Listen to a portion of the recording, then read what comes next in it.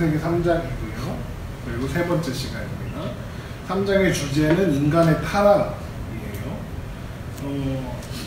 이제까지 살펴왔던 창세기 1장, 2장의 이야기는 성경 전체로 보면 짧은 얘기죠. 성경 전체의 분량으로 보자면 1장, 2장은 되게 짧은 이야기지만 되게 중요한 장이에요. 왜냐하면 2장까지는 1장은 이제 창조에 대한 이야기였고 2장이 어쩌면 유일하게 인간이 타락하기 전, 사람이 범죄하기 전에 어땠는지에 대해서 말하고 있는 유일한 장이라고 해도 과언이 아니기 때문에, 그래서 이제 그 3장에서 범죄하기 전에 2장 에덴 동산에서 얘네들은 얼마나 살았을까요? 그런 거 안 궁금하세요? 나만 궁금하다. 궁금해요. 그렇죠. 고마워. 2장이 얼마나 지속됐을까 이렇게 하는데, 이제 유대인들은 7년을 살았을 거다라고 하고, 그리고 근데 물론 이제 정확한 기간은 몰라요, 정확하게. 그런데 분명한 건 그 시간이 엄청 긴 시간은 아니었을 거다. 막 70년, 100년, 뭐 700년 이렇게 살지는 않았을 거다.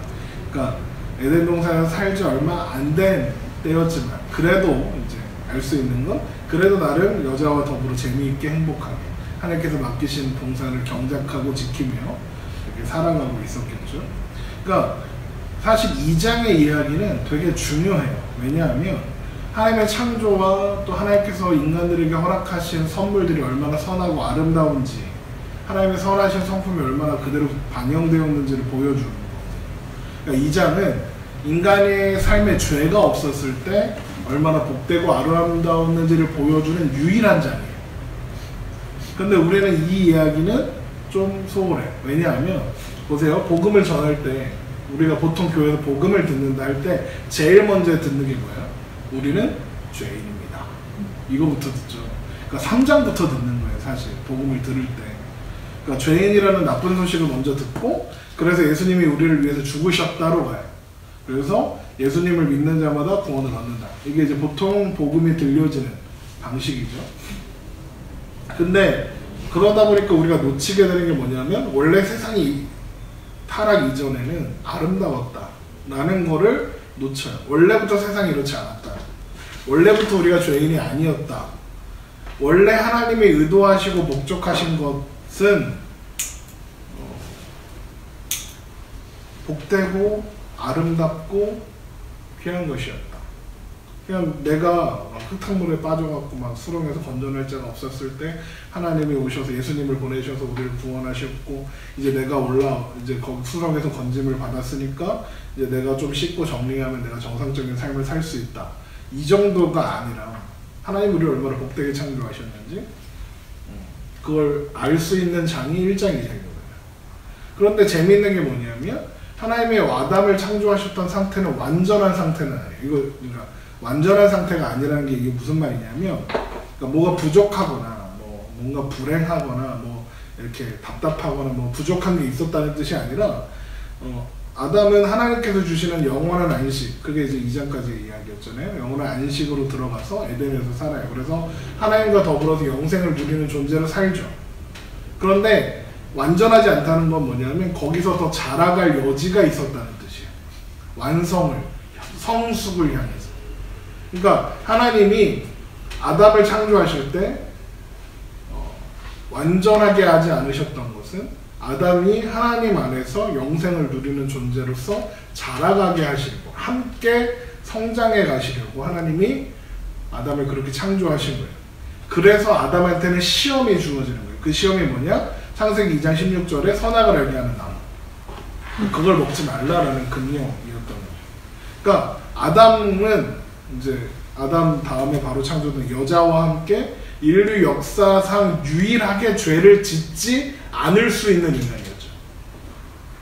타락 이후에 인간들은 무조건 죄를 져요. 죄를 짓지 않을 수 없는 상태예요. 그러니까 그래서 예수님께서 성육신 하셔서 육신을 입고 이 땅에 오셨지만 죄는 없으셨다. 아담의 원죄가 흘러가지 않는 분으로 오셨다라는 것은 아담의 상태로 오셨다는 거예요. 아담은 죄의 유혹 앞에 있죠. 예수님도 똑같이 죄의 유혹 앞에 서셨어요. 연약함과 배고픔과 유혹들을 그대로 다 느끼신 인간의 몸, 그러니까 아담이 완전한 환경 속에서 하나님의 시험을 받았던 것처럼 예수님도 완전한 그런 상태에서 모든 시험을 받으셨는데 아담은 실패했지만 예수님은 성공하셨죠. 그 모든 시험을 받으시고 감당하셔서 승리하셨죠. 예수님은 아담과 똑같은 조건으로 오셔야 했던 거예요. 그래서 자꾸 로마서나 고린도전서 15장이나 이런 데는 아담이 첫사람 아담은 실패했고 둘째 아담 예수님이 승리하셨다. 그 이야기를 자꾸 하는 거예요. 그래서 우리는 3장 이전에 1장 2장이 있다는 걸 기억해야 돼요. 그러니까 복음은 타락한 것을 구속하셨다. 요게 끝이 아니라 여기에 뭐가 있냐면 창조가 있다. 하나님이 우리를 복되고 아름답게 창조하셨다. 만약 이게 없으면 죄 가운데 있다가 구원받았으니까 나 구원받았네 하면 끝이에요. 그렇죠? 구원받았으니까. 그러니까 이런 거야. 약간 감옥에서 출소했어. 그러니까 이제 감옥에서 출소했으니까 이제 나쁜 짓을 하지 말고 살자. 요 정도밖에 안 되는 거예요. 그런데 창세기 1장 2장에 있는 거예요. 그럼 구조가 창조, 타락, 구속으로 바뀌면서 그러면 창조의 목적이 회복되는 걸로 바뀌는 거예요. 이해돼요? 구속이 완성이 아니라 여기에 완성이 더해주는 거죠. 창조의 목적이 완성되는 거예요. 창조의 목적이 뭐라고요? 하나님 안에서 자라가게 하고 성장하고 완전한 존재가 되어가게 하는 거예요. 그래서 복음은 창조, 타락, 구속, 완성까지 가는 거예요. 이거를 이 완성을 우리가 뭐라고 하냐면 성화라는 거예요. 하나님 안에서 거룩하여져 가는 거. 그러니까 구원받았다 그러면 창조를 생각하면 우리가 아담이 창조를 지나 완성으로 가는 존재로 지음받았던 것처럼 우리도 창조를 지나 그래서 구속을 뭐라고 하냐면 재창조, 새로운 창조라고 한다고 했잖아요. 그러니까 구속을 지나 우리를 완전하게 하는 그 자리까지 데려가시려고 우리를 구원하신 거예요. 그래서 하나님은 우리를 구원하심으로 말미암아 우리에게 어떤 걸 주시냐면 거룩함을 향해 가는 의지를 주시는 거예요. 물론 그 의지는 자꾸 유혹에 넘어지고 막 하죠. 그래서 거룩한 삶을 살겠다는 이유와 동기를 갖게 하시지만 막 우리의 능력이 적어서 막 넘어지고 막 그러긴 하죠. 하지만 우리의 삶에 뭐가 있어요? 거룩을 향해 가려는 의지가 있잖아요.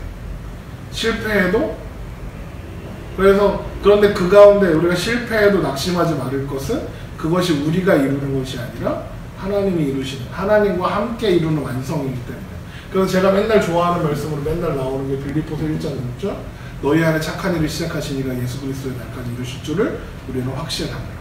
저는 이 빌립보서 1장 6절이 이걸 다 담고 있다고 생각해요. 창조, 타락, 구속, 완성을 다 담고 있다고 생각해요. 자, 2장을 보세요. 2장을 보면 아담이 뭐 부족했을까요?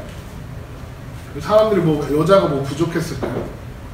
아니요, 부족하지 않았을 거예요. 아마도 인류 역사상 타락하지 않은 존재였으니까 완벽한 서로의 짝이었을 거예요. 외모나 마음이나 정서적으로나 100% 맞는 짝이었을 거예요.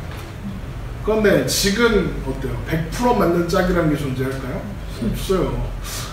그렇잖아. 그러니까 하나님이 골라주셔서 결혼시킨 이 커플이 얼마나 완벽하겠어요. 그러니까 또 모든 삶의 환경도 완벽했겠죠. 그러니까 하나님 안에서 모든 최상의 환경을 누리고 살았을 거죠. 그런데 보세요. 그런데 완성이 있다고 했어요. 그 말은 뭐냐면 하나님께서 창조의 세계도 너무나도 완벽하고 아름답게 지으셨지만 아담에게 주시려고 했던 더 아름다운 나라가 있었다는 거예요. 그게 뭐예요? 천국, 하나님 나라. 그게 요한계시록입니다. 그래서 우리가 요한계시록을 배우고 창세기를 배우는 게 되게 의미가 있어요. 그러니까 하나님은 아담에게 더 나은 것을 주시려고 했어요. 그래서 그 과정에서 아담을 성장시키기 위해서 허락된 시험거리가 선악과였던 거죠. 그런데 아담은 실패하고 말아요. 자, 3장의 구조는 이렇습니다. 일단 유혹하는 뱀이 등장해요. 그리고 함께 죄를 짓죠, 부부가. 사람들이 오해하는 게 하나 있는데 하와가 죄를 짓고 아담을 꼬셔서 먹이는 게 아니에요. 같이 있어요. 같이 있어요. 아담이는 닥치고 있는 거예요. 아무 말도 안 하고 있는 거예요. 그러니까 최소한 직무유기한 거예요. 이해되죠? 같이 죄를 지은 겁니다. 그리고 나서 죄를 지은 이후에 하나님과 인간이 동산에서 만나게 되죠. 그리고 범죄의 결과가 주목되어 나타납니다. 그리고 이제 새 이름을 주시고 새 이름을 아담이 여자에게 지어주죠. 하와라는 이름을 지어주고 하나님께서 그들에게 새 옷을 입혀주십니다. 가죽 옷이에요. 그리고 동산에서 추방당하는 이야기까지가 3장의 이야기입니다. 이 타락 사건은 하나님께서 만드신 보시기에 너무 좋았던 그런 사람들, 세상과 모든 사람들 그 모든 것들을 저주 가운데 있게 만든 거예요. 모든 게 다 망가졌어요. 그러니까 하나님의 형상인 인간부터 시작해서 모든 자연 세계가 타락하고 저주 가운데 놓이게 된 것, 그게 이제 타락의 사건입니다. 이제 자세히 한번 살펴보죠. 자, 유혹자가 등장합니다. 우선은 3장 1절을 보면 그런데 뱀은 여호와 하나님이 지으신 들짐승 중에 가장 간교하니라. 뱀이 여자에게 물어 이르되 하나님이 참으로 너희에게 동산 모든 나무의 열매를 먹지 말라 하시더냐, 이렇게 되어 있죠. 뱀은 여호와 하나님이 지으신 들짐승 중에 가장 간교했다 이래요. 이 간교하다라는 단어는 히브리어 아름이라는 단어를 씁니다. 아름이라는 단어인데 이거는 두 가지 뜻이 있어요. 하나는 좋지 않게 쓰일 때는 이렇게 벌거벗어서 미끄럽다 이런 뜻이에요. 그거 있잖아요. 이렇게 미꾸라지 같은 거, 기름 발라놓은 솜 같은 거 있잖아요. 이렇게 미끌미끌 하는 거 있잖아요. 그 상태를 의미하고, 좋은 의미로 쓰일 때는 슬기롭다는 의미입니다. 그래서 잠언에 슬기로운 자라고 할 때 아름이라는 단어가 똑같이 사용돼요. 그러니까 뱀이 간교하다라는 것은, 보세요. 뱀은 하나님이 지으신 들짐승이죠. 근데 간교해요. 간교하다고 하니까 뭔가 부정적인 느낌이 나잖아요. 그런데 하나님이 지으신 것 중에 선하지 않은 것이 있었을까요? 없었겠죠. 그럼 뱀도 선한 존재였겠죠. 이해돼요? 그러니까 간교하다 이 말은 뱀이 간교했다, 얘가 뭔가 나쁜 놈이다, 이런 이야기를 하는 게 아니라 뱀의 특성을 보여주는 거예요. 어떤 존재? 미끌미끌하고, 네? 그리고 지혜로워. 동물들도 IQ 있을 거 아니야. IQ가 높은 거야. 그래서 예수님이 뭐라고 그래요? 너희는 뱀같이 지혜롭고 비둘기같이 순결하라 하시잖아요. 그러니까 뱀의 특성을 말하는 거예요. 간교하다는 표현은. 그런데 재밌는 게 뭐냐면 그 간교하다는 표현이 나중에 사람이 벗었음을 알게 되죠. 네. 벗었음을 알게 될 때 그 벗었다라는 단어랑 같은 단어예요. 간교. 이 부분이. 아름이라는 단어가 똑같이 또 쓰여요. 그러니까 뭔가 이렇게 연결이 되죠. 그러니까 뱀의 유혹을 받아 벗었음을 알게 되는, 강조하게 되는. 그런데 여기서 강조되는 게 뭐냐면 뱀은 누가 만들었다? 하나님이 만들었다. 피조물에 불과하다라는 거예요. 그러니까 뱀이 특별한 존재가 아니라는 것을 은연중에 말하는 거예요. 왜 그럴까요? 창세기를 읽고 있는 첫 번째 독자가 누구라겠죠? 출애굽한 이스라엘 백성들이라고 하죠. 출애굽한 이스라엘 백성들에게 뱀도 신이었어요. 왜? 애굽에선 뱀도 신이니까. 이해돼요? 뱀도 신이에요. 아포피스 그런 말 들어봤어요? 이게 그 뱀신이에요. 뱀신. 그러니까 신이 아니다 이런 뜻이에요. 이해되죠? 네. 자, 그런데 그 뱀한테 두 가지 문제가 생기죠. 첫 번째, 말을 해요. 지난주에 말했지만 말할 수 있는 존재는 딱 두 사람밖에 없었어요. 사람. 그렇죠? 근데 사람처럼 말을 해요. 뱀이. 이게 변질이에요. 그러니까 뱀이 뱀답지 않은 거예요. 그런데 얘가 하는 말이 다 뭐예요? 하나님의 말씀을 부정하는 거예요. 그러니까 뱀이 하는 말이 다 하나님 대적하는 거예요. 그럼 이 말은 무슨 뜻이냐? 뱀이 혼자 이 짓을 하는 게 아니라 뱀을 조종하는 어떤 세력이 있다는 거. 뱀을 매개로 삼아서, 그러니까 뱀이 나쁜 놈이 아니라 뱀을 매개로 삼아서 지금 동산에 침투한 어떤 사력이 있는데 그게 바로 사탄이라는 거예요. 이 세력 때문에 영리한 뱀은 간교한 뱀이 됩니다. 이해되죠? 이 사탄이 어떤 존재냐? 요한복음 8장 44절에 마귀요 거짓의 아비라, 그가 말하는 것은 다 거짓이다 라고 했어요. 그러니까 일단 우리가 여기서 알게 되는 게 뭐냐면 사탄은 거짓말쟁이에요. 그럼 지금 뱀이 하는 말은 거짓말이겠죠. 뱀이 먼저 여자한테 말을 걸어요. 그런데 정확하게는 남자 여자 모두에게 말하는 거예요. 왜냐하면 2장 1절 봐봐요. 3장 1절 봐봐요. 하나님이 참으로 여자에게 물어 이르되 하나님이 참으로 너희에게 라고 하죠. 여자한테만 말을 하는 게 아니라 그 옆에 있는 남자 아담한테도 말하는 거예요. 이해되죠? 근데 이제 여자가 남편을 대신해서 말을 하는 거예요. 이해되죠? 남자는 조용히 있는 거예요. 그렇죠? 어쨌든 그러니까 여자가 미련해서 유혹당한 게 아니라는 거예요. 그렇게 많이 얘기해요. 그러니까 물론 그런 말씀이 있어요. 하와가 먼저 유혹당했다, 디모데에 그런 말씀이 있어요. 그러니까 하와가 먼저 먹었어요. 그것도 맞아요. 하지만 아담도 거기 있었다. 그러니까 마치 여자가 주는 열매를 아담이 먹지 않을 수 있었던 것처럼 말하는 건 잘못이라는 거예요. 이미 여자가 유혹받고 있을 때 아담도 동일하게 유혹받고 있었고 걔도 먹을 거였다. 여자가 줘서 먹은 게 아니라 자발적으로 먹은 거다. 이해되죠? 네. 그래서 3장 6절을 봐봐요. 이렇게 써 있어요. 여자가 뭐 하다가 쭉 뒤에 보면 여자가 그 열매를 따먹고 자기와 함께 있는 남편에게도 주매 그도 먹었는데 이렇게 돼 있어요. 그러니까 여자가 따먹고 집에 가서 남자를 꼬셔서 먹인 게 아니라 같이 있는 거예요. 자, 그런데 봐봐요. 뱀이 뭐라고 하냐면 막 놀라기라도 하는 거죠. 진짜? 야, 뭐 이런 얘기 있잖아. 약간 뒷담 까는 거야.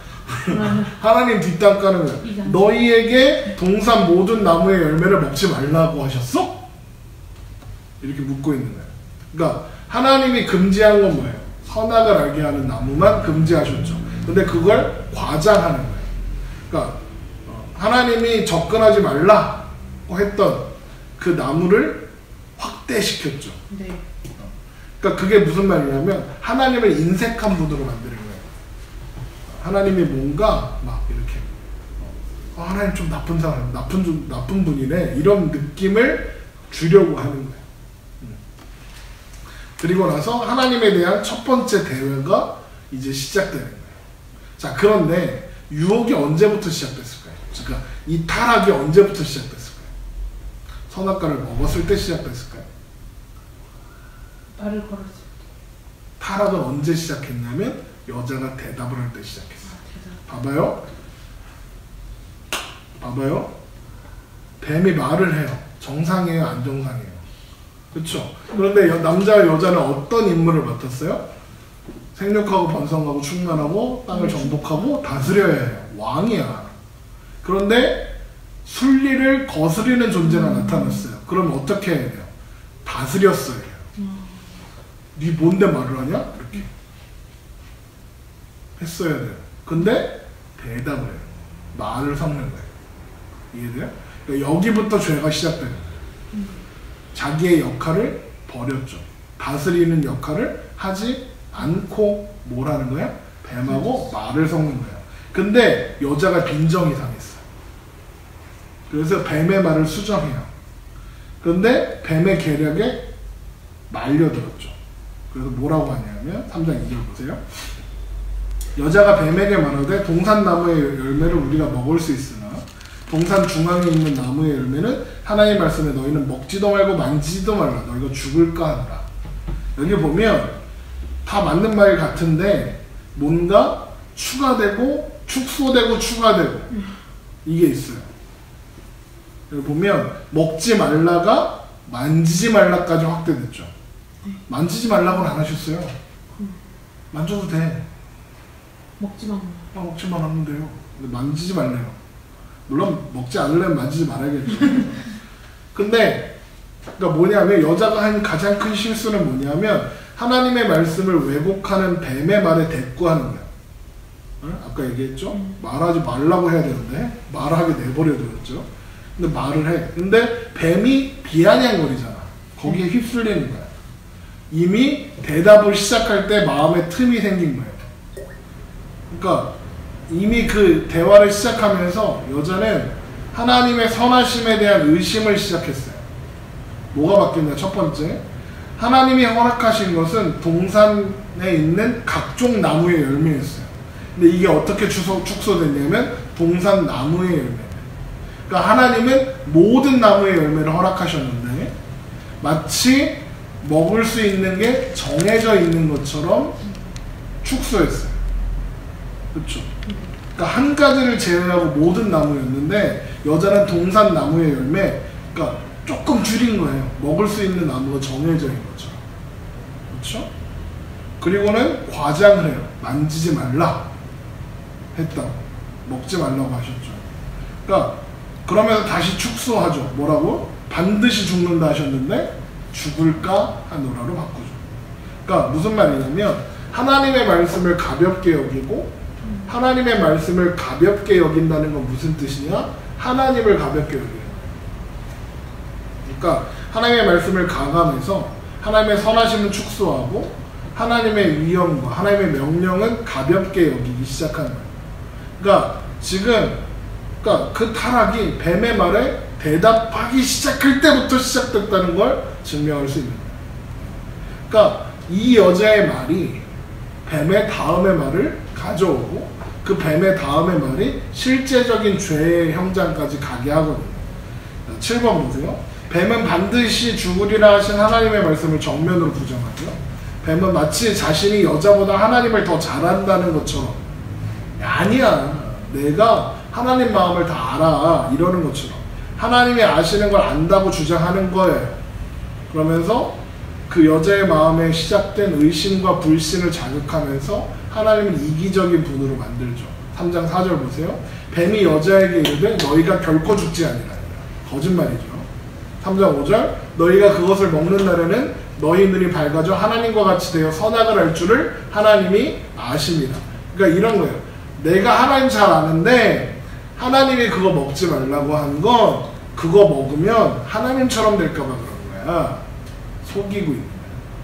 그러니까 하나님께서 인간이 자신처럼 지혜롭게 되는 걸 싫어하셔서 질투하셔서 선악과를 금지했다는 거예요. 근데 조금만 생각하면 이게 말이 안 되죠. 만약에 정말로 그랬다면 선악과 안 만들면 되잖아요. 이해되죠? 근데 선악과를 두셨다는 건 인간을 믿으셨다는 거예요. 그러니까 뱀은 한없이 선하고 자비로우신 하나님을 이기적인 존재로 만들어버리고 있는 거예요. 동시에 인간이 하나님처럼 될 수 있다는 망상을 품게 하는 거죠. 네. 그러니까 뱀이 인간에게 하나님에 대한 왜곡된 생각을 심어주고 있는 거예요. 하나님에 대한 왜곡된, 하나님을 오해하는 게 죄예요. 하나님을 인색하고 터무니없이 무섭고 이기적인 분으로 만드는 거예요. 그러니까 우리는 자꾸 하나님은 선하신 분입니다 라는 고백을 해야 되는데 하나님이 무서워요. 주일날 예배 빠지면 뚜들겨 팰 것 같고 주일날 예배 빠지면 교통사고 나서 다리 부러질 것 같고 막 그런 것들, 11조 땡 까먹으면 전세자를 가져가실 것 같고 막 그런 하나님을 우리가 만들어 놨죠. 그게 죄예요. 하나님을 오해하게 하는 거예요. 이해되죠? 그러면서 마치 뱀이 하나님은 너희들 편이 아니고 내가 너희들 편이야 하는 것처럼 이야기를 해요. 하나님처럼 알게, 하나님처럼 돼서 선악을 알게 될 거야 라고 꼬시는 거죠. 그러니까 뱀이 불순종이 오히려 긍정적인 결과를 가져올 거라고 속이고 있죠. 하나님께서 의도하셨던 존재를 넘어선 존재가 될 수 있다. 그래서 이건 이제 제가 상상한 건데 우리가 이렇게 그런 영화 같은 거 보면 히어로물 같은 거, 어벤져스 이런 거 보면 걔네들이 인간 이상의 존재로 존재하잖아요. 아, 그게 죄의 결과구나. 인간이 그걸 보면서 어떤 느낌을 가져요? 나도 저러고 있었으면 좋겠다. 죄의 결과. 사람들이 히어로를 동경하는 이유가 있는 거야. 하나님처럼 되고 싶은 거야. 어쨌든. 맞네. 그렇잖아요. 그러면서 뱀은 마치 자기가 사람들 편이고 너희들의 권리에 관심이 많고 막 이런 것처럼 꼬셔요. 네? 그런 거예요. 그러면서 그렇게 유혹을 던졌죠. 그러나 9번이 중요합니다. 사탄이 하나님과 경쟁에 있는 존재라는 것을 의미하는 것은 아니에요. 어떤 세력도 하나님과 경쟁 관계에 없어요. 그러니까 자꾸 뭐 설교하시는 분들이나 목사님들이 하나님과 사탄의 세력이 막 부딪혀서 싸우고 막 그래서 하나님이 막 우리가 막 기도 막 해야 하나님이 이기고 막 이러는 것처럼 이야기하는데 그런 거 없어요. 네? 그 인터넷에 한참 많이 돌아다니던 사진 중에 예수님이 이러고 있고 사탄이 이러고 있는 사진 있어요? 그런 거 없어요. 예수님하고 사탄하고 안 싸워요. 예수님은 사탄한테 명령하세요. 이해돼요? 네, 그런 거 없어요. 네. 사탄이 아무리 하나님을 대적하려고 발버둥 쳐도 하나님의 뜻을 이루는 도구에 불과해요.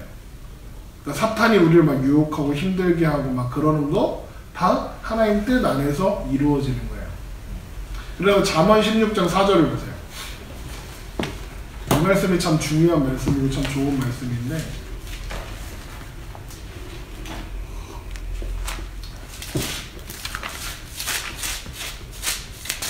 잠언 16장 4절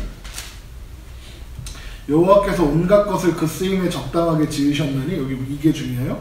악인도 악한 날에 적당하게 하셨느니 무슨 말이에요? 악인도 하나님이 적당한 날에 쓰신다는 거예요. 이해되죠? 그러니까 사탄도 그걸 전제로 보면 지금 뱀이 와서 그러니까 사탄이 마치 자기 의지로 뱀을 이용해갖고 하와를 유혹하는 것 같지만 이 유혹조차 하나님의 주권 안에 있었다는 거죠. 테스트는. 이 테스트를 넘어서면 아담은 한층 잘할 것이고 그리고 어떻게 될까요? 더 완성을 향해 가겠죠. 네? 그러니까 첫 번째 시험인 거예요. 시험을 보면 어떻게 돼요? 시험 떨어지면 유급되죠. 시험에 합격하면요. 올라가잖아요. 네. 그거예요. 그러니까 이 시험이 마치 하나님이 이렇게 성악가 그런 거 왜 만드셔갖고 막 이렇게 하는 게 아니라 1학년에서 2학년 올리려면 시험을 봐야 하는 것처럼 그 시험으로 하나님이 허락하신 거예요. 시험하는 수단에 불과했죠. 자, 그때 여자의 반응을 봅니다. 3장 6절 보세요. 2번입니다. 이제 여자가 그 나무를 본즉 먹음직도 하고 보암직도 하고 지혜롭게 할 만큼 탐스럽기도 한 나무인지라 여자가 그 열매를 따먹고 자기와 함께 있는 남편에게도 주매 그도 먹은지라. 여기에 보면 세 가지 정욕이 나와요. 먹음직하죠. 이게 육신의 정욕이에요. 이거 일단 요한일서 2장 16절을 한번 열어보세요. 요한일서 2장 16절.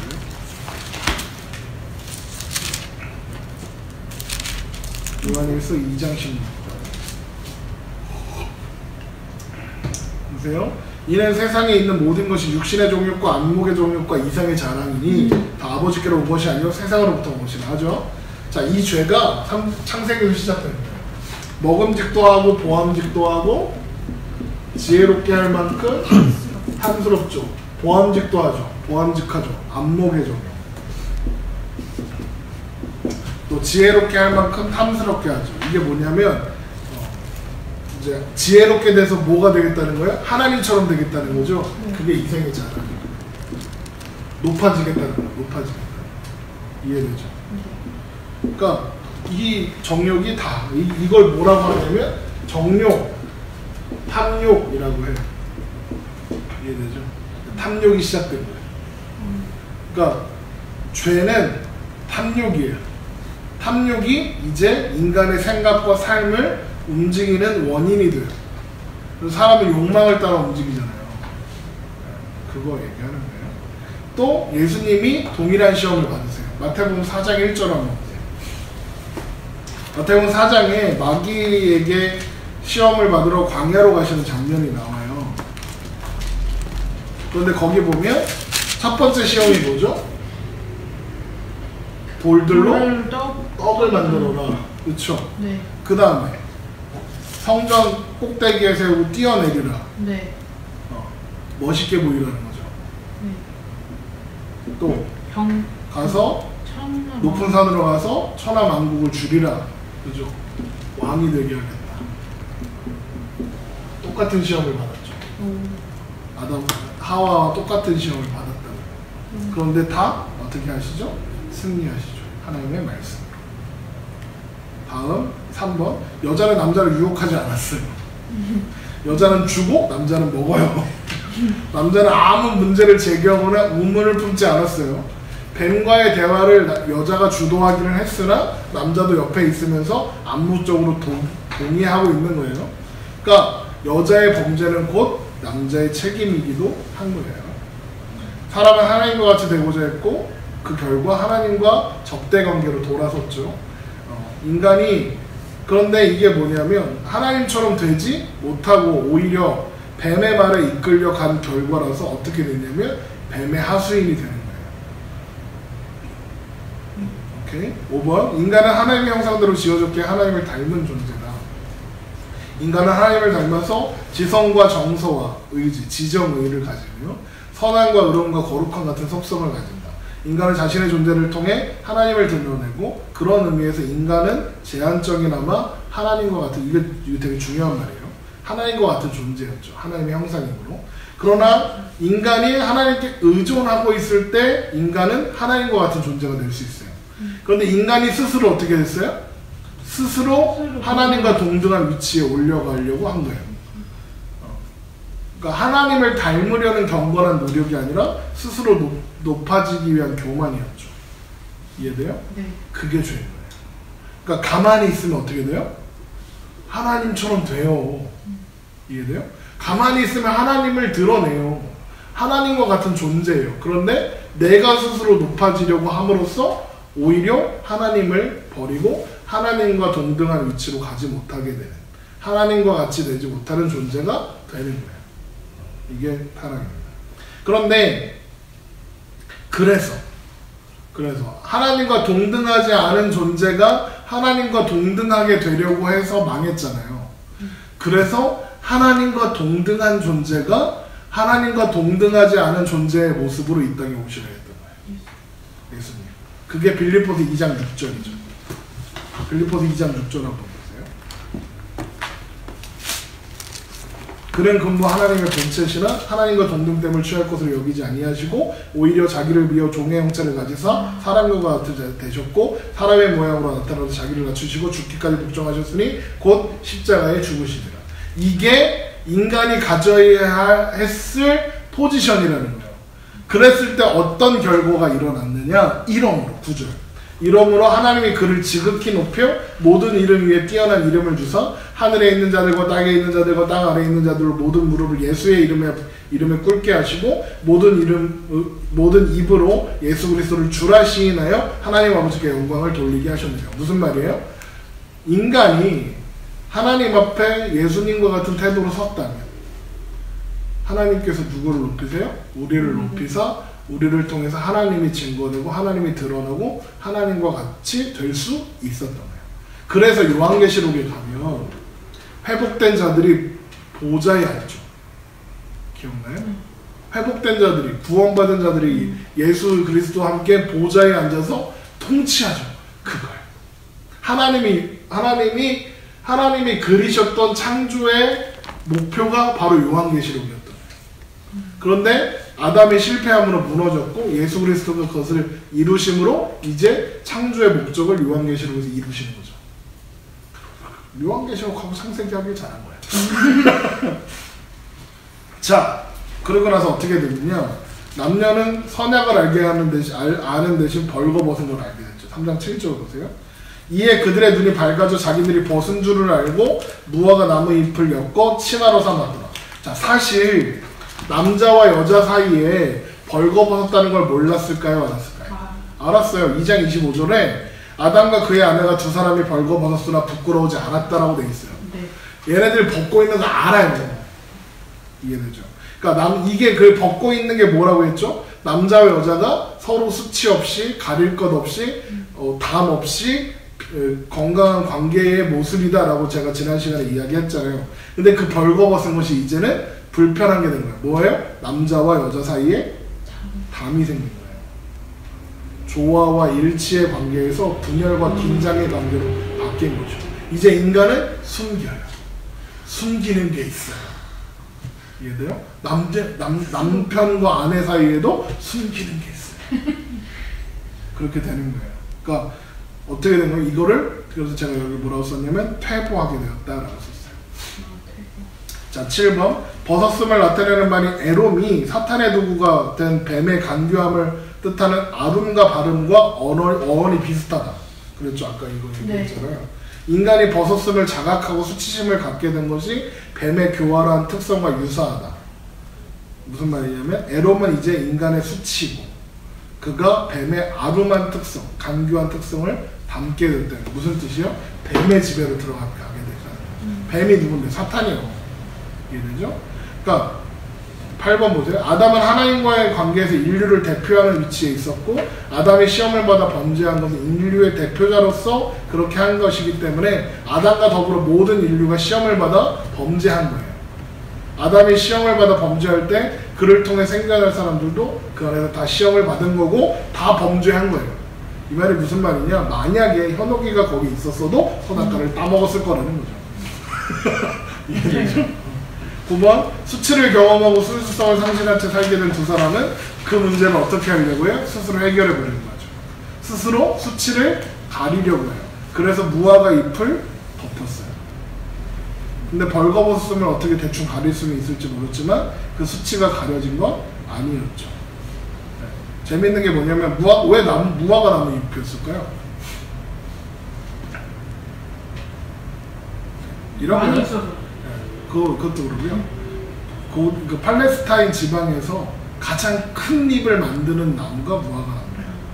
그러니까 우리나라였으면 호박잎으로 하지 않았을까? 네, 그런 느낌인 거예요. 잎이 커. 잎이 커서 바로 가리기에 좋았던 거죠. 어쨌든 그래서 그랬지 않았을까? 그렇게 해요. 어쨌든 자 3번 하나님과 인간이 동산에서 만납니다. 해가 질 무렵 남녀는 여호와가 동산을 거니시는 소리를 듣고 숨어요. 여기 보면 3장 8절 그들이 그날 바람이 불 때 동산에 거니시는 여호와 하나님의 소리를 듣고 아담과 그의 아내가 여호와 하나님의 낯을 피하여 동산 나무 사이에 숨은지라 이렇게 되어 있죠. 그날 바람이 불 때가 언제냐면 봐봐요. 해가 중천에 떠 있을 때 덥죠. 네. 해가 좀 넘어가면 시원해지죠. 그 상태를 말합니다. 해질녘이에요. 그런데 여기 동산에 거니시는 이라는 이 거닐다라는 단어가 미트헬레크라는 단어를 쓰는데 반복적이고 습관적인 행동을 나타낼 때 쓰는 단어예요. 이 말이 뭐예요? 하나님이 매일 그 시간대 동산을 찾아오셨고 동산을 찾아와서 뭐 하셨을까요? 아담과 하와와 교제하셨다는 거죠. 놀러 오신 거야. 하나님이 동산에 놀러 오셔서 아담 오늘 뭐 했어? 이러면서 놀았겠죠 같이. 그러면 이 방문은 아담과 하와에게 어땠을까요? 되게 즐겁고 기쁘고 행복한 일이었겠죠. 네. 그런데 이제 더 이상 행복하지 않은 시간이 되는 거죠. 2번 남녀에게 하나님의 방문은 더 이상 반가운 것이 아니었다. 남녀는 하나님과의 교제를 기대하지 않았고 하나님에게서 숨으려고 하죠. 그래서 풀과 나무에 숨었으나 결코 숨겨줄 수 없어요. 그런데 재밌는 게 그러면 이제 우리가 가지고 있는 인상이 뭐냐면 아담 이 새끼 벌받아 너 죄졌으니까 벌받아 이렇게 바로 이어져서 생각하는데 하나님은 그렇게 하지 않으셨어요. 제일 먼저 하나님이 하신 게 뭐냐면 물으세요. 어딨니? 그래요. 3장 9절 보세요. 여호와 하나님이 아담을 부르시며 그에게 이르시되 네가 어디 있느냐 그래요. 그러니까 무슨 말이에요? 하나님이 지금 아담이 죄짓고 숨은 거 모르셨을까요? 아세요. 당연히 알죠. 그런데 왜? 어디 있는지 모르셨을까요? 당연히 아셨겠죠. 그런데 왜 이렇게 말씀하실까요? 그러니까 숨은 곳에서 이끌어내기를 원하시는 거지 몰아내기를 하는 게 아니라는 거예요. 되게 다르죠. 네. 이끌어내는 것과 몰아내는 건 다르잖아요. 하나님이 불러내시는 거예요. 마치 잃어버린 양을 찾아 목자가 양을 부르며 다니는 것처럼, 마치 아이를 잃어버린 엄마가 길거리에 아이의 이름을 부르며 찾아 헤매는 것처럼 부르시는 거예요. 어딨냐. 이해되죠? 그러니까 하나님은 지금 양을 잃은 선한 목자처럼 아담을 부르고 계시는 거예요. 그런데 뭐요? 아담 진짜 웃겨요. 어딨니? 그랬으면 어떻게 해야 돼요? 네, 제가 여기 있어요. 제가 죄를 지었습니다. 이랬으면 해결됐을지도 몰라요.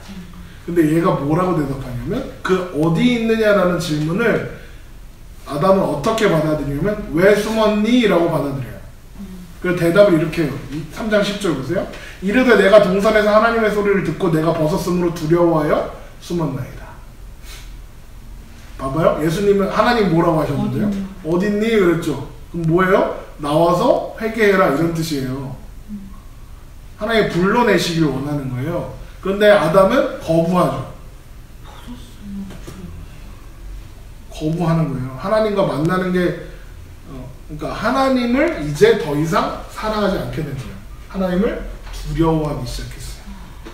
자, 벗어서 두려워서 숨었습니다 라고 하니까 하나님이 두 가지 질문을 하세요. 3장 11절. 이르시되 누가 너의 벗었음을 내게 알려느니, 이게 첫 번째 질문이고요. 내가 너에게 먹지 말라고 명한 그 나무의 열매를 네가 먹었느냐? 이거예요. 그러니까 봐봐요. 이전에도 벗은 줄 알았죠? 네. 근데 다만 수치가 아니었어요. 네. 그러면 이게 뭐래요? 지금 왜 그게 부끄러운 것이 되었느냐? 그러면서 대답을 안 기다리고 바로 묻죠? 선악과 먹었니? 라고 물어보죠. 그러니까 뭐 네. 이해되죠? 네. 그러니까 한 번 더 하나님이 기회를 주시는 거예요. 선악과 먹었어? 라고 했으면 아담이 뭐라고 해야 돼요? 네. 네. 어떡해요 하나님 저. 이렇게 했어야 되는데 이거 문제가 다르게 흘러갈 수 있었죠? 근데 아담이 솔직하게 고백을 안 해요. 그러면서 어떻게 해요? 비난을 하죠. 3장 12절. 아담이 이르되 하나님이 주셔서 나와 함께 있게 하신 여자 그가 그 나무의 열매를 내게 주므로 내가 먹었나이다. 뭐라 그래요? 여자가 줬어요. 근데 그 여자는 누가 줬어요? 하나님이 줬어요. 누구 탓이라는 거예요? 하나님 탓이라는 거예요. 이런 거예요. 하나님 여자를 주실 때 뭐라고 하셨어요? 돕는 배필이라고 했죠? 아니 근데 이 여자가 내 인생에 도움이 안 돼요. 모든 핑계와 원망을 누구한테 돌리는 거예요? 하나님께 돌려요. 재밌죠? 저도 이거 보면 되게 재밌더라고요. 봐봐요. 그랬더니 하나님이 여자에게 질문하세요. 그런데 여자의 대답도 남자와는 다르지 않아요. 남자도 결백을 주장했죠. 여자도 결백을 주장해요. 그런데 여자가 들치사예요. 봐봐요. 3장 13절 보세요. 여호와 하나님이 여자에게 이르시니 내가 어찌하여 이렇게 하였느냐? 여자가 이르되 뱀이 나를 깨물어 내가 먹었나이다. 지가 먹은 거 인정해요. 봐봐요. 아담식으로 대답했으면 이랬을 거예요. 하나님 네가 만든 뱀이 먹으라고 했어요. 당신이 내게 주신 남자가 먹지 말라고 안 했어요. 이렇게 대답은 안 했어요. 그런데 뭐라고 해요? 내가 속아서 먹었습니다. 인정을 하죠. 그러니까 여자가 들치사한 거예요. 아담이 이 새끼가 제일 나쁜 놈이죠. 봐봐요. 사건이 벌어질 때 아무 말도 안 했죠. 사건이 벌어지고 책임을 물으니까 내 책임 아니라고 그러죠. 최소한 여자는 그러니까 어떻게 보면 남자들이 더 치사하다 뭐 이런 걸 볼 수 있는 거죠. 어쨌든 죄는 하나님과 인간의 관계를 깨뜨렸죠. 그리고 부부의 관계도 깨뜨렸죠. 그리고 4장에 가면 그 죄가 어떻게 되냐면 형제들의 관계도 깨뜨려요. 죄는 근본적으로 관계를 파괴해요. 그래서 예수님은 관계를 회복하러 오시는 거예요. 에베소서 2장 14절 보세요. 에베소서 2장 14절.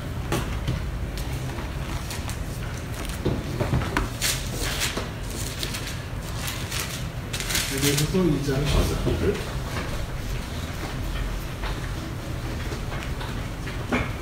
에베소서 2장 14절. 그는 우리의 화평이신지라 둘로 하나를 만드사 원수된 것을 곧 중간에 막힌 담을 자기 육체로 허시고, 예수님 십자가에서 죽으신 이유가 뭐예요? 막힌 담을 허시고 원수된 것을 하나로 만드시려고. 15절. 법조문으로 된 계명의 율법을 폐하셨으니 이는 이 둘로 자기 안에서 한 세 사람을 지어 화평하게 하시고 또 십자가로 이 둘을 한 몸으로 하나님과 화목하게 하려 하심이라. 원수된 것을 십자가로 소멸하시고 또 오셔서 먼 데 있는 너희에게 평안을 전하시고 가까운 데 있는 자들에게 평안을 전하셨으니 이는 그로 말미암아 우리 둘이 한 성령 안에서 아버지께 나아감을 얻게 하려 하심이라. 하나님 예수님께서 이 땅에 오셔서 이루신 일이 뭐냐? 화목하게 하십니다. 하나님과 봐봐요. 지금 죄가 깨트린 하나님과 인간의 관계를 회복했죠. 사람과 사람 사이의 관계를 회복하신 거예요. 그게 예수님께서 십자가에서 이루신 구원인 거죠. 자, 이 범죄의 결과가 이제 나타납니다. 3장 14절부터 볼게요. 심판이 죄의 순서와 이렇게 연결이 돼요. 봐봐요. 죄는 남자의 죄가 9절에서 11절에 나왔죠. 죄에 대한 이야기가 먼저 남자에 대해서 이야기하셨죠. 그 다음에 여자에 대해서 이야기하시죠. 네. 그렇죠. 그리고 뱀의 죄가 또 나오죠. 여자의 말 속에서. 그렇죠? 그랬더니 제일 먼저 누가 먼저 벌 받아요? 뱀이 벌 받죠. 그 다음에 여자가 받고 남자가 받아요. 이런 구조가 있어요. 자, 뱀은 저주를 받아. 이제 정확하게는 금지를 당하다예요. 저주를 받았다는 게 금지당했어요. 그래서 배로 기어야 해요. 그래서 그 자세 때문에 흙을 먹을 거예요. 여기서 흙은 티끌, 먼지예요. 누구의 주재료죠? 사람의 재료죠. 네.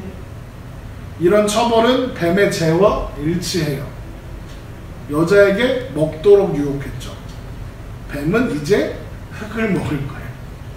뱀은 아름이었죠. 지혜로운, 강교한. 그런데 이제 걷는 것 혹은 기어다니는 것만 허락받아요. 그게 뭐냐면 아루르예요. 를 금지당해야 돼요. 그러니까 봐봐요. 모든 동물 가운데 가장 교활하지만 이제 가장 외롭고 괴상한 존재가 되었죠. 3장 14절입니다. 여호와 하나님이 뱀에게 이르시되 네가 이렇게 하였으니 네가 모든 가축과 들의 모든 짐승보다 더욱 저주를 받아 배로 다니고 살아있는 동안 흙을 먹을지라. 자, 그런데 이상한 게 있죠. 뱀이 흙을 먹어요? 뱀 흙 먹는 거 봤어요? 뱀 흙 안 먹어요. 그럼 무슨 뜻일까요? 구약에서 흙을 먹는다는 것은 수치를 당한다는 뜻이에요. 이게 무슨 뜻이냐? 뱀이 가장 혐오스럽고 수치스러운 짐승이 되었다는 거예요. 자, 그런데 아까 얘기했죠? 사람이 흙으로 되었는데 뱀이 흙으로 먹는다는 건 뭐예요? 사람을 먹는다는 거겠죠. 무슨 뜻이냐? 이게 무슨 말이냐면 너는 흙이니 흙으로 돌아갈지라. 이 심판을 누가 가져왔다는 뜻이에요? 뱀이 가져왔다는 거예요. 이해돼요? 뱀이 흙을 먹는다는 건 그냥 이거 첫 번째는 수치와 혐오스러운 존재가 된다는 뜻이고, 두 번째는 인간이 흙으로 돌아갈 수밖에 없는 이유가 누구 때문이라는 거예요? 뱀 때문이라는 거예요. 자, 하나님이 그런데 뭐라고 하시냐면 네가 이렇게 하였으니, 여호와 하나님이 뱀에게 이르시되 네가 이렇게 하였으니, 그게 무슨 말이에요? 마땅히 받아야 할 보응을 받는 거다라고 하시는 거죠. 이 일로 여자와 뱀 사이에 세 종류의 원수 관계가 생겨요. 3장 15절 보세요. 내가 너로 여자와 원수가 되게 하고, 여자와 뱀이 원수가 됐죠. 그죠? 네. 그리고 네 후손도 여자의 후손과, 여자의 후손과 뱀의 후손이죠. 그리고 나서 한 가지 더 나오는데 그게 뭐냐면 뱀과 여자의 후손 중에 한 사람. 그 예수님이죠. 그래서 이게 뭐냐면 이거를 그래서 이 말씀을 사람들이 이게 다 예수님에 대한 이야기고 그래서 이걸 원시복음이라고 한다라고 해요. 이해되죠? 예수님에 대한 이야기라는 거예요. 여자의 후손은, 그러니까 이제 제가 여기 써놨는데 이거 봐봐요. 여자의 후손은 여자로부터 태어나는 사람들을 이야기하는 거예요. 이 하와. 근데 여자의 후손 중 어떤 한 사람이, 여자의 후손이 머리를 상하게 하고 뱀은 그의 발꿈치를 상하게 해요. 이건 예수님에 대한 이야기. 이건 여자의 후손들에 대한, 사람들에 대한 이야기겠죠. 뱀이 보통은 사람들이 좋아하지 않아요. 하지만 원수가 되진 않았죠. 좋아하는 사람도 있으니까요. 정확하게 누구와 원수 된 거예요? 여자의 후손으로 오시는 예수님과 원수가 된 거죠. 자, 여자의 후손은 내 머리를 상하게 할 것이요. 이게 슈프라는 단어인데, 너는 그의 발꿈치를 상하게 한다. 슈프 같은 단어예요. 이게 뭐냐면 봐봐요. 뱀은 어디를 밟혀요? 머리를 밟히면 어떻게 돼요? 죽죠. 네. 근데 발꿈치는요? 안 죽어. 죽진 않죠. 고통스럽긴 하겠죠. 그러나 치명적인 건 아니겠죠. 결국 뱀에 대한 저주는 뱀에 대한 것이 아니라 사탄과 여자의 후손으로 오신 예수님에 대한 이야기예요. 네. 그래서 고린도전서 15장을 한번 보세요.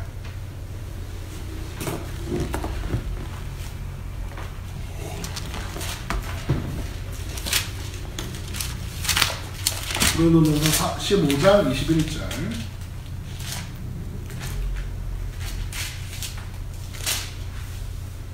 사망이 한 사람으로 말미암았으니 죽은 자의 부활도 한 사람으로 말미암느니라. 사망으로 말미암은 한 사람 아담이고요. 부활은 부활로 말미암는 한 사람은 예수님이에요. 아담 안에서 모든 사람이 죽은 것 같이 그리스도 안에서 모든 사람이 삶을 얻으리라.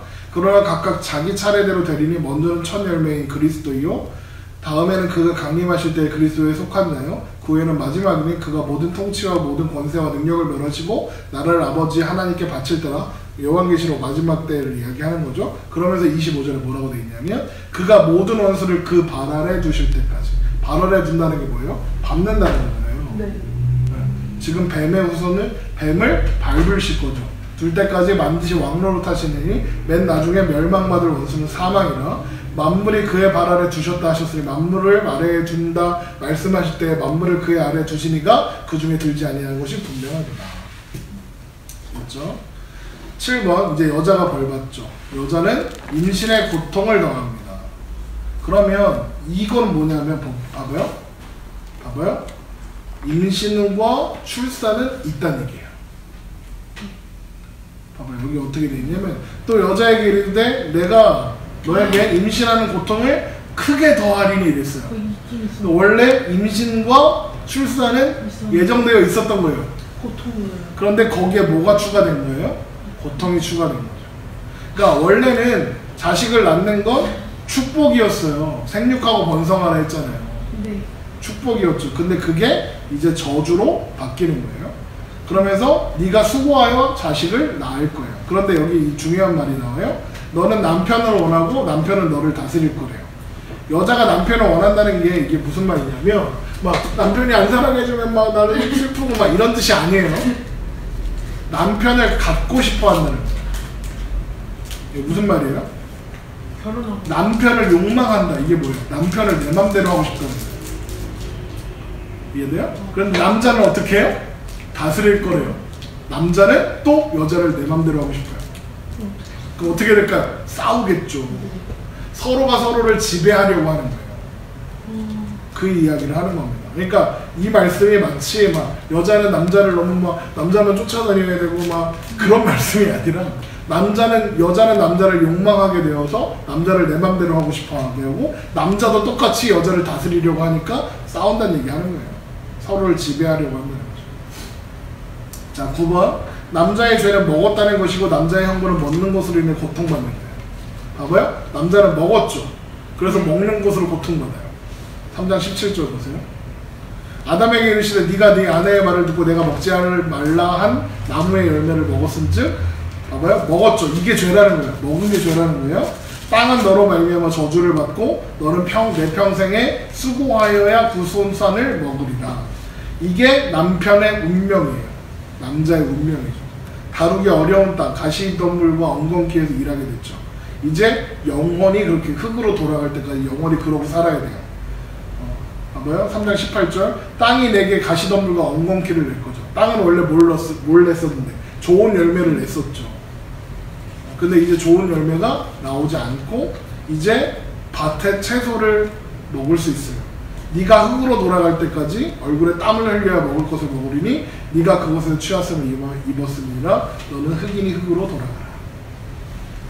인간이 흙에서 와서 흙으로 돌아간다는 것은 아무리 사람이 아무리 하나님과 같이 되려고 해도 넘을 수 없는 선이 있다는 거죠. 인간들은 하나님처럼 높아지려고 죄를 지었으나 그 죄로 인간은 무한한 노력과 고통의 대가를 치러야 하는 밑바닥으로 낮추게 됩니다. 그게 죄의 결과입니다. 그 결과 자연도 인간의 죄 때문에 저주를 받아요. 좋은 나무와 식물들로 가득했던 세상이 이제 가시떨기과 엉겅퀴 같은 좋지 않은 풀이 나오죠. 자연은 이제 인간들을 괴롭힐 거예요. 봐봐요. 자연 앞에 인간이 아무것도 없이 노출되었을 때 어떻게 돼요? 죽어요. 뭐 감당 못해요. 베어 그릴스인가? 그 정도. 누구야? 김병만은 돼야 살아남는 거예요. 근데 김병만도 아무것도 없이 몸뚱이만 있으면 못 살아남아요. 이해되죠? 인간의 죄 때문에 그 저주를 받은 자연은 오늘도 회복을 기다리고 있어요. 로마서 8장 21절 보세요.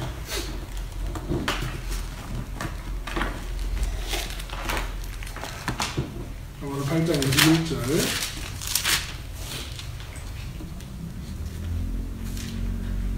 그 바라는 것은 피조물도 썩어지며 종로릇한데 해방되어 하나님의 자녀들이 영광의 자유에 이르는 것이라. 무슨 말이냐면 피조물들도 해방되길 원해요. 근데 해방되는 방법이 뭐예요? 하나님의 자녀들이 영광의 자유에 이르는 거래요. 22절. 피조물들이 다 이제까지 함께 탄신하며 함께 고통을 겪고 있는 것을 우리가 아느니라. 그뿐 아니라 또한 우리의 곧 성령의 처음 익은 열매를 받은 우리도 속으로 탄신하며 양자될 것을 곧 우리의 몸의 속량을 기다리죠. 피조물들도 뭘 기다리는 거예요? 우리의 구원을, 인류의 구원을 기다리고 있는 거예요. 하나님 나라의 도래를 기다리고 있어요. 이해되죠? 12번. 선악을 알게 하는 나무의 열매를 먹으면 반드시 죽는다고 하셨지만 눈에 보이는 죽음은 없었죠. 그게 가시적인 죽음이에요. 이는 죽음이 하나님으로부터 단절되었음을 의미하는 것으로 알 수 있다. 인간은 죄의 결과 하나님으로부터 추방되었고 하나님의 안식과 통치와 보호로부터 배제된 거예요. 그게 죽음이에요. 그리고 혹독하고 불확실성이 가득한 삶에 노출되고 있어요. 우리가 왜 이렇게 불확실한 삶을 살아야만 했느냐? 죄의 결과라는 거죠. 5번 새 이름과 새 옷입니다. 죄의 결과로 남녀의 평등이 깨졌죠. 그래서 남자가 어떻게 하려고 해요? 여자를 지배하려고 해요. 그래서 남자가 여자를 지배한다라는 그걸 확인하기 위해서 제일 먼저 하는 게 뭐예요? 이름을 지어주는 거예요. 3장 20절. 아담이 그의 아내의 이름을 하와라 불렀으니 그는 모든 산자의 어머니가 됩니다. 하와는 생명, 하이에서 나온 단어예요. 그러니까 이건 아담의 기대를 반영하고 있어요. 여자의 후손이 뱀의 머리를 밟고, 그러니까 네가 생명을 가져올 거야, 이런 기대를 반영하고 있는 거죠. 3번. 그러나 그게 아니었죠. 그건 이제 4장에서 나옵니다. 3번. 하나님은 스스로 자신들의 수치를 가리기 위해 취했던 무화과 나무 잎 치마를 대신해서 동물의 가죽옷을 입혀주셨죠. 이것은 아담과 하와의 수치를 가리려면 누가 가려줄 수 있다? 하나님만 가려줄 수 있다. 그렇죠? 그리고 나서 추방당하는 거예요. 무슨 말이에요? 심판보다 뭐가 먼저 있는 거예요? 은혜가 먼저 있는 거예요. 아담과 하와가 발가벗겨서, 그러니까 엄마 아빠는 애가 잘못하면 팬티만 입혀서 내쫓기지만 하나님은 그렇게 안 하신다는 거예요. 그렇죠? 3장 21절. 여호와 하나님의 아담과 그의 아내를 위하여 가죽옷을 지어 입히시니라. 네. 가죽옷은 구약의 희생제사의 동물과 피의 사용에 대한 원형입니다. 그러니까 인간의 수치를 가리려면 뭐가 죽어야 돼요? 생명이 죽어야 한다. 이 짐승의 죽음이 곧 예수님의 죽음의 모형이 되는 거예요. 자, 그리고 동산에서 추방당하죠. 그럼 재밌는 게 뭔지 알아요? 3장 22절이에요. 이렇게 되어 있어요. 여호와 하나님이 이르시되 보라, 이 사람이 선악을 아는 일에 우리 중 하나와 같이 되셨어요. 선악을 아는 일에 하나님과 같이 되었대요. 이게 뱀이 말이 옳았다는 뜻이 아니라 하나님처럼 자율적으로 선악을 판단하게 됐다는 뜻이에요. 그러니까 인간은 하나님 뜻 안에서 선악을 분별하도록 지음받은 존재였는데 이제는 스스로 판단하겠대요. 인간이 하나님을 떠나서 하나님의 자리에 서서 내가 선악을 판단하고 내가 모든 것들을 분별하겠대요. 자기가 정한 기준과 원칙에 따라서. 그런데 이게 누구의 말 때문에 된 거예요? 뱀의 말 때문에 된 거잖아요. 그러니까 뱀에게 지배받게 될 거예요. 그 이야기를 하는 거죠. 자, 그런데 그가 그의 손을 들어 생명나무의 열매도 따먹고 영생할까 하노라 이렇게 하셨죠. 생명나무의 열매를 금지하세요. 그러면 그전에는 생명나무에도 접근할 수 있었단 얘기죠. 근데 이제 생명나무를 끊어요. 무슨 뜻이냐? 생명나무의 근원이 누구죠? 하나님이잖아요. 요한계시록에 보면 보좌로부터 생명수가 흘러나오고 그 생명수가 흐르는 강 좌우에 생명나무가 심겨져 있잖아요. 그러니까 생명나무로부터 단절된다는 건 뭐냐면 생명의 근원 대신 하나님과 단절된다는 거예요. 그리고 이런 생각도 해봤어요. 하나님 왜 생명나무로 허락하지 않으실까? 그러니까 결국 죽는다는 얘기네요. 영원한 생명을 못 살고. 도깨비가 생각나더라고요. 도깨비의 가장 큰 고통이 뭐죠? 못 죽는 거잖아요. 죄 가운데 못 죽고 사면 그게 더 고통일 수 있겠다라는 생각이 들더라고요. 그러니까 이것도 하나님의 배려일 수 있겠구나라는 생각도 해보게 됐습니다. 어쨌든 3번 하나님은 동산에서 사람들을 내보내십니다. 3장 23절입니다. 여호와 하나님의 에덴 동산에서 그를 내보내어 그의 근원이 된 땅을 갈게 하십니다. 그러니까 자의로 동산을 떠난 게 아니라 쫓겨난 거예요. 하나님부터 분리되고 하나님과의 관계가 무너졌죠. 그러면서 그의 근원이 된 땅을 갈게 하셨죠. 근원이 뭐죠? 흙이잖아요. 흙을 갈고 살게 됐다는 뜻이에요. 4번 하나님은 그런 재밌는 게 뭐냐면 입구를 에덴 동산 입구를 동쪽만 막으세요. 봐봐요. 3장 24절 이같이 하나님이 그 사람을 쫓아내시고 에덴 동산 동쪽에 그룹들과 두루 도는 불칼을 두어 생명나무의 길을 지키게 하십니다. 그러니까 마치 에덴 동산으로 들어갈 수 있는 게 에덴 동산의 동쪽만 갈 수 있는 것처럼 했죠. 성전의 입구가 동쪽에 있다는 거 알고 계셨어요?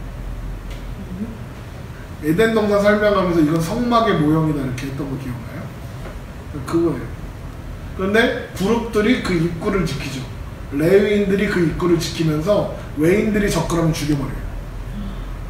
그룹들이 그 역할을 하죠. 그룹은 케루빔이라는 단어고 천사들을 말하는 표현입니다. 그래서 거기 여호와의 언약궤 위에 그룹 4마리가 이렇게 있어요. 그런데 그 언약궤는 하나님의 보좌를 상징한다고 했죠. 네. 그래서 그룹들은 하나님의 이동수단으로 표현될 때가 많아요. 그래서 그룹을 타고 날아다니신다 이런 말씀이 있어요. 찾아볼까요? 시편 18편 10절. 시편 18편 10절. 그냥 이걸 그냥 참고적으로 알으라고 쓰는 거예요. 그냥 넘어가도 되는데. 하나님이 그룹을 타고 다니시는구나. 그룹을 타고 다니시며 바람 날개를 타고 높이 솟아 오르셨도다. 근데 그룹이 언약궤에 있고 그룹이 언약궤가 보좌를 상징한다는 게 다 의미가 있는 것 같아요. 6번 인간은 동산을 떠나고 동산 입구를 막혔죠. 이 사건을 우리는 타락이라 부릅니다. 그리고 이게 원죄입니다. 그리고 이 문제를 해결할 사람은 오직 그리스도밖에 없습니다. 그게 로마서 5장이에요. 로마서 5장 한번 볼래요? 5장 12절. 그래서 우리가 구원론을 배울 때 되게 오래됐어요. 구원론 배우지, 그죠? 구원론 배울 때 제일 먼저 뭐부터 배우죠? 창조 이야기를 배우죠. 생육하고 번성하고 땅에 충만하여 우리의 왕이 되게 하셨다. 그런 다음에 타락에 대해서 배우죠. 그런 구조를 그래서 갖고 있는 거예요. 로마서 5장 12절 보세요. 그러므로 한 사람으로 말미암아 죄가 세상에 들어오고 죄로 말미암아 사망이 들어왔나니 이와 같이 모든 사람이 죄를 지었으므로 사망이 모든 사람에게 이르렀느니라. 죄가 율법에 있기 전에 세상에 있으나 율법이 없을 때 죄로 여기지 아니하였더라. 그러면서 그러나 아담으로부터 모세까지 아담의 범죄와 같은 죄를 짓지 아니한 자들까지도 사망의 왕노릇하였나니 아담은 오실 자의 모형이라. 그러면서 그러나 이 은사는 그 범죄와 같지 아니하니 곧 한 사람의 범죄로 인하여 많은 사람이 죽었은즉 더욱 하나님의 은혜와 또한 한 사람 예수 그리스도의 은혜로 말미암은 선물은 많은 사람에게 넘쳤느니라. 그러면서 계속 한 사람 비교하고 있어요. 그래서 21절에 이는 죄가 사망에서 왕노릇한 것 같이 은혜도 또한 의로 말미암아 왕노릇하여 우리 주 예수 그리스도로 말미암아 영생에 이르기 하려 함이라. 7번 아담은 죽음을 가져왔죠. 그러나 예수님은 생명을 가져오십니다. 그게 지금 방금 읽었던 로마서 5장의 말씀이고 고린도전서 15장의 말씀이고 합니다. 자, 정리합니다. 인간은 원래 하나님 안에서 기쁨이 충만한 안식을 누리도록 창조받은 축복받은 존재였죠. 그런데 아담의 범죄로 세상은 전혀 다른 모습이 되었습니다. 사람들은 세상에 좋은 것, 화려한 것들이 내미는 그 유혹들에 뭘로 반응하죠? 탐욕으로 반응하는 이게 죄의 결과죠. 그래서 세상에는 뭐가 항상 있어요? 경쟁과 반목과 다툼이 항상 있죠. 네. 그 원인이 창세기 3장이었던 거죠. 그리고 그 배후에 누가 있었죠? 사탄이 있었죠. 사탄이 하려는 일이 뭐냐? 사람들에게 하나님에 대한 생각을 왜곡시키려고 하는 거죠. 하나님의 사랑, 하나님의 선하신 하나님의 은혜를 잊고 하나님의 인색하고 옹졸하고 무섭고 두려운 분으로만 만들려고 해요. 그렇게 하나님을 오해하면 하나님 자리에 하나님 대신 누굴 두게 되면 탐욕을 두게 되고 하나님을 떠나 살게 되고 참된 만족과 행복을 누리지 못한 채 참된 안식을 누리지 못한 채 살게 되죠. 그러나 우리가 배운 바 그리고 우리가 날마다 하나님을 알아가는 바 하나님은 선하신 분이죠. 창세기 3장에서도 아담의 범죄 현장에서 하나님은 아담을 심판하셨으나 하나님은 계속해서 선하셨어요. 그렇죠? 그 선하신 하나님께서 우리를 위해서 아들 예수님을 보내주셨고 그리고 이제 우리에게 모든 것을 아끼지 않으시겠다. 그게 로마서 8장 32절입니다. 그 말씀을 읽고 오늘 말씀 마치겠습니다. 로마서 8장 32절. 자기 아들을 아끼지 아니하시고 우리 모든 사람을 위하여 내주시니까 어찌 그 아들과 함께 모든 것을 우리에게 주시지 아니하겠느냐. 하나님 선하신 분입니다.